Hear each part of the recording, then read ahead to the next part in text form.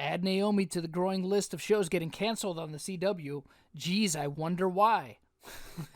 So this article is from Bounding Into Comics. Link will be in the description below for those of you that want to read it. I like the title. With ratings in a catastrophic nosedive, Ava DuVernay's Naomi axed after one season.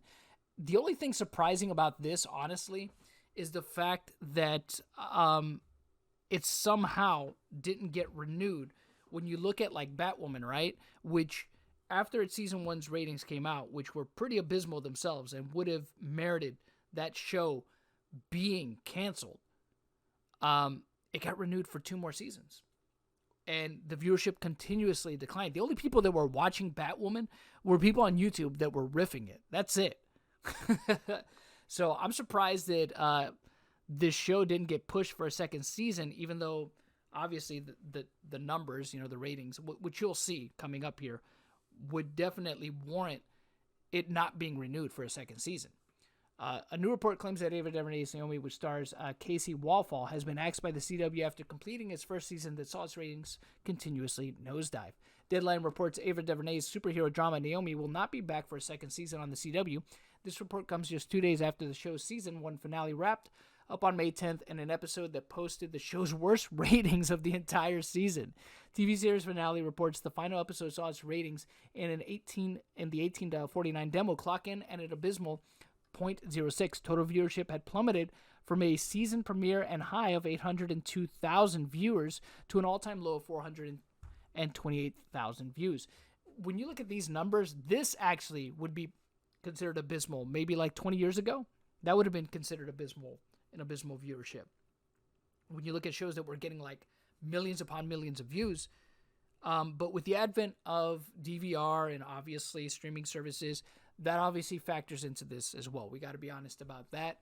But the show that you're trying, look, the audience that you're trying to cater to is not watching the show. And that's the main thing. Because if they like a show and they really want to support the show, they will watch it. Okay? If the show is good, they will watch it, right? So I think that speaks volumes, right? When you look at this, and I'm going to get to this right now. The show had an average rating per episode of 522,000, but as you can see, the show was consistently bleeding viewers nearly every week, with the only significant increase coming on March 22nd for the show's 8th episode. The show lost nearly half of its audience, 46.6%, from its premiere to its finale. And that's what it's about, right there.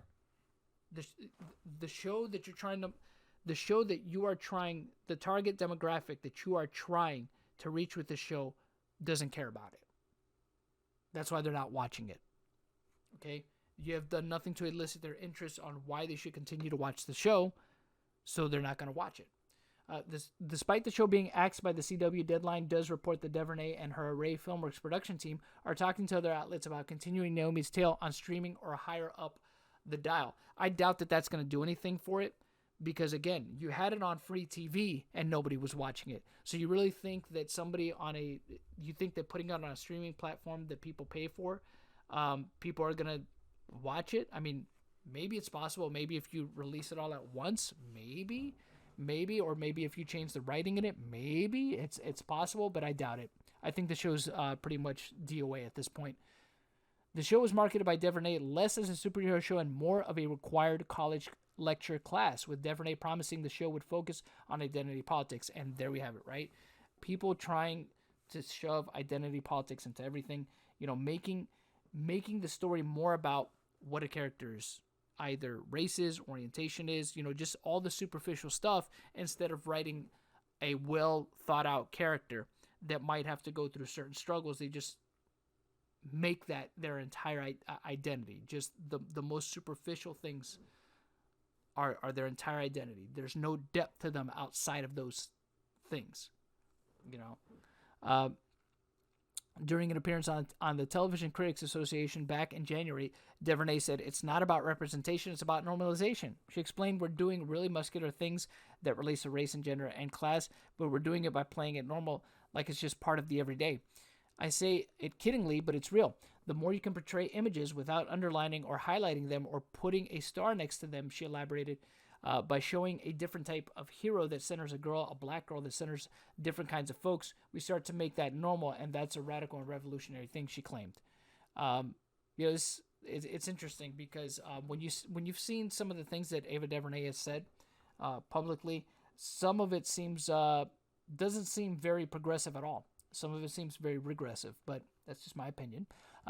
DuVernay would also describe Naomi as a Superman knockoff, saying the more evolved way to think about representation is that she is treated like any other hero and that her powers are not specific to the way that anyone treats her, she added.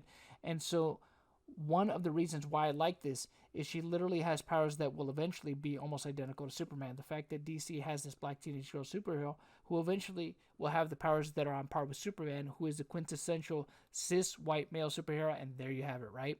Is a thrilling proposition. And in order to really do that, you've got to throw away any kind of social construct and just dive into the fact that she's a badass, she declared. Naomi is not the only show from the CW that has been axed. Batwoman and DC's Legends of Tomorrow were also canceled. Yeah, we already know this. And we know that, look, and you see here, it's not just their superhero shows. It's shows by and large on the CW. They're just, again, dropping in viewership. It could be, look, again, we also have to factor in other things like streaming and things like that. But, yeah, people don't want this shit. They don't care. They don't care about the identity politics. They don't care about the wokeness.